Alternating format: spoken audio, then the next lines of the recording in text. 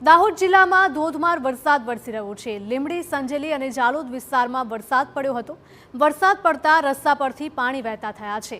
ભારે વરસાદથી પાક નુકસાનીનો ખેડૂતોને ડર છે। તો એક તરફ વરસાદી માહોલ જામ્યો છે, તેવામાં વધારે પડતા વરસાદને કારણે ખેડૂતો પણ હવે ચિંતિત બન્યા છે।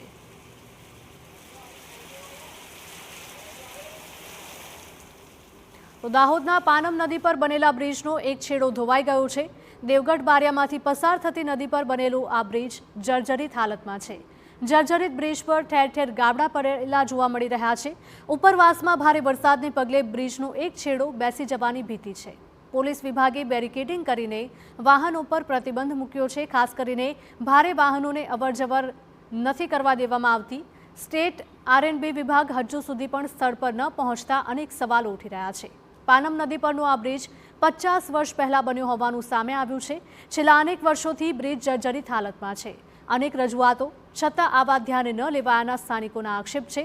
જો બ્રિજનું તાત્કાલિક સમારકામ ન કરાય તો ગંભીરા બ્રિજ જેવી દુર્ઘટના અહીંયા પણ સર્જાવાની લોકોને ભીતિ સેવાઈ રહી છે। સતર્કતાના ભાગરૂપે હાલ ભારે વાહનો ઉપર પ્રતિબંધ મુકાયો છે, પરંતુ હજુ સ્ટેટ આરએનબી વિભાગે સ્થળ પર પહોંચીને કોઈ જ પગલાં નથી લીધા।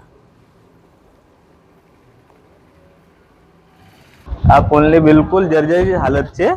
આ પુલ અત્યારે જો તમે કામગીરી કરવામાં આવે નહીં તો આ પુલ તૂટી શકે તેવી શક્યતા છે।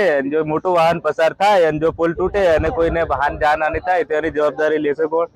અને આ પુલ મારું તો એટલું જ માંગ છે કે આ પુલ ફટાફટ તમે સમારકામ કરવામાં આવે અને સારો કરી દેવામાં આવે। આ પુલ વર્ષો જૂનો બનેલો છે અને ત્યારે ગંભીરા બ્રિજની ઘટના બની ત્યાર પછી પણ આ પુલની નિરીક્ષણ કરવામાં આવ્યું હતું અને ત્યારે નિરીક્ષણ કર્યા પછી બી આ પુલની હાલત આવી છે। તેનું કારણ શું છે? એની પાછળ તંત્ર કેમ બેકાર છે? અને બીજી વસ્તુ એ છે કે જ્યારે આ પુલ ખસતો પુલ પણ હમણાં હાલમાં હું ઊભો છું તો મને ઝૂલતો પુલ મહેસૂસ થઈ રહ્યો છે અને પોલીસ તંત્ર હાજર છે પણ પાલિકા તંત્ર નથી હાજર। એનું કારણ શું છે?